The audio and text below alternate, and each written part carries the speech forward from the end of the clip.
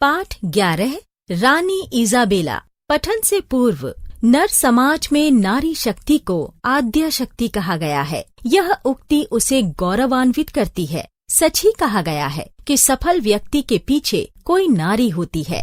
Columbus द्वारा America की खोज के पीछे की भागीदारी रानी इजाबेला ने निभाई, जिनके सुधार कार्यों ने स्पेन को सुदृढ़ता एवं समृद्धि प्रदान की।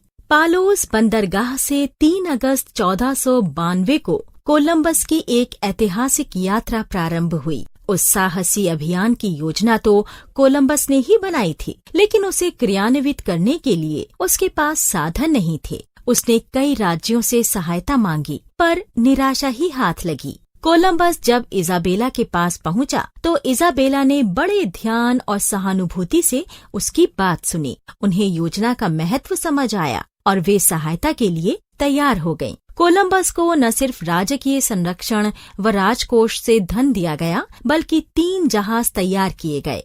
कोलंबस रवाना हुआ। कोलंबस के 2 बेटों को नौकरी देकर उन्होंने उस अभियान को ही नहीं, बल्कि पूरे परिवार को भी अपने संरक्षण में ले लिया। इजाबेला दृढ़ इच्छा शक्ति वाली सिद्धांतवादी महिला थी। जिस बात को एक बार सोच लेती, उसके बाद उन्हें कोई भी उसे करने से नहीं रोक पाता। वे उच्च कोटि की शासक व अनेक गुणों से संपन्न महत्वाकांक्षी नारी थीं।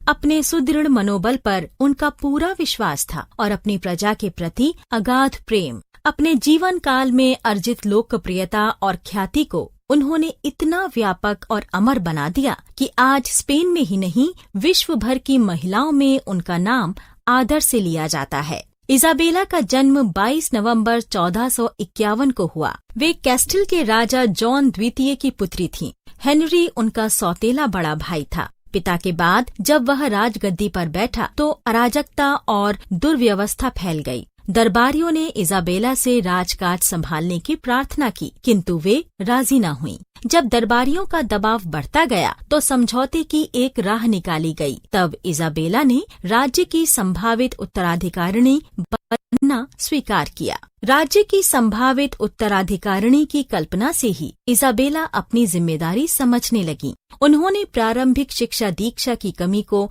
अपने अध्ययन से पूरा किया। अनेक भाषाएं सीखीं, महापुरुषों की जीवनियां पढ़ीं, अंतर्राष्ट्रीय कूटनीति और विद्वानों की भाषा समझी जाने वाली लैटिन पर अधिकार प्राप्त किया। इस संघर्ष से गुजरते हुए प्राप्त अनुभव और अध्ययन से उन्होंने अपने व्यक्तित्व को इतना समर्थ और जनप्रिय बना लिया कि समय पर ही लोकप्रियता उनके काम आई। इजाबेला को हेनरी या अन्य कोई हानि पहुंचा सके, यह संभव ही नहीं रहा।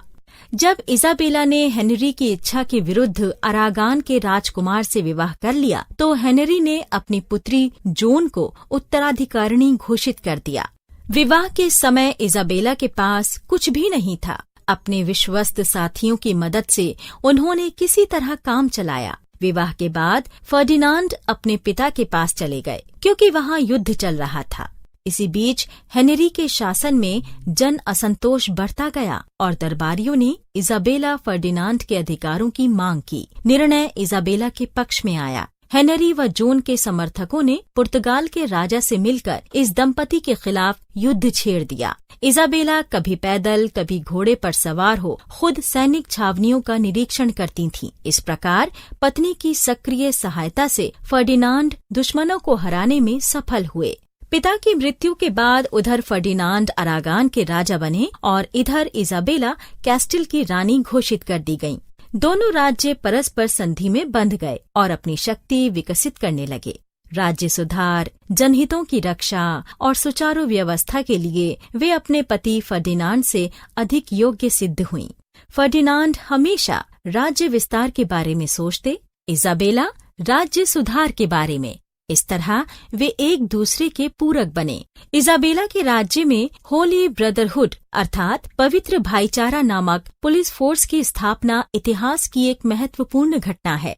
यह पुलिस किसी भी उच्च पद के अधिकारी को दोषी पाने पर उसे दंडित कर सकती थी। जनता का विश्वास ही उनकी सबसे प्रबल शक्ति थी। एक बार कुछ भीड़ ने किले के दरवाजे पर आक्रमण किया, तो उन्होंने बड़े आत्मविश्वास से किले का दरवाजा खुलवा दिया। जनता की शिकायतें सुनी और उन्हें दूर करने का आश्वासन भी दिया। इस तरह उन्होंने एक भयंकर विद्रोह को शांत किया। इजाबेला ने विद्वानों का सम्मान किया और उन्हें संरक्षण प्रदान किया। जनता को उचित व तत्काल न्याय सुलभ कराया। दोषियों को दंड देने में वे कभी किसी भी प्रलोभन के आगे नहीं झुकी। धर्म के नाम पर अत्याचार करने वालों पर हर तरह की सख्ती की। सैनिकों के हितों की रक्षा करती व घायलों की चिकित्सा में व्यक्तिगत रुचि लेती थीं।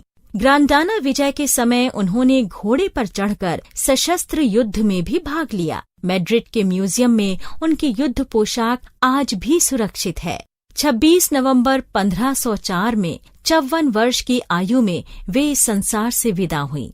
विश्व की महिलाओं को रानी इजाबेला पर गर्व है और कोलंबस द्वारा अमेरिका की खोज की भागीदार इस रानी के प्रति आज के समृद्ध देश स्पेन की महिलाएं कृतज्ञ हैं। लेखिका आशा रानी वोहरा।